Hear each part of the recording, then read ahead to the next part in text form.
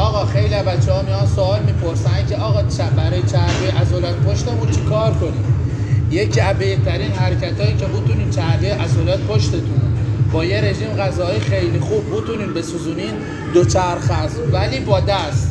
ماشاءالله به خاطر باشگاه ما که خیلی پیشرفته است این دوچرخه ایستاده با دست رو نداره، مجبوریم با این دوچرخه‌های نشسته رو اجرا بکنیم. نگاه شما بعد تمرین 10 تا 15 دقیقه حرکت رو یه روز در میون اجرا بکنید. این حالت سعی کنن خیلی قوزم نکنین که کمر درد نگیری، صاف بشینین این حرکت رو 10 تا 20 دقیقه اجرا کنید. این حرکت فوق العاده است برای هم کار کردن هم چربی سوزی عضلات پشت. یا علی.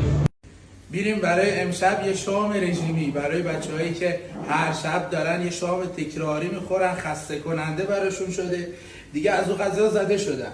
حالا یه خورده پیاز اول رنده میکنید داخل یه مایتابه‌ای بدون روغن، خوب تفتش میدین اول. بعد یه سینه مرغی بچه‌ها داخل پیاز خوب تفتش میدین تا رنگ مرغ طلایی بشه.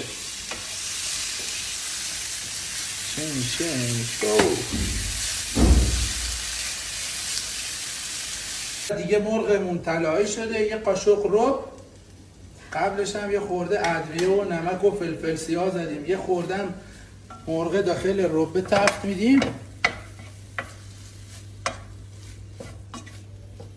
بچه‌ها چند تا گوجه‌ای که ما رنده کردیم اضافهش میکنیم داخل مرغ، قشنگ خوب تفتش میدیم.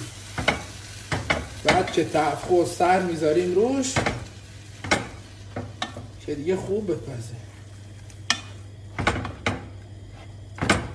هم شام امشب ما جای همتون سبز. مرسی.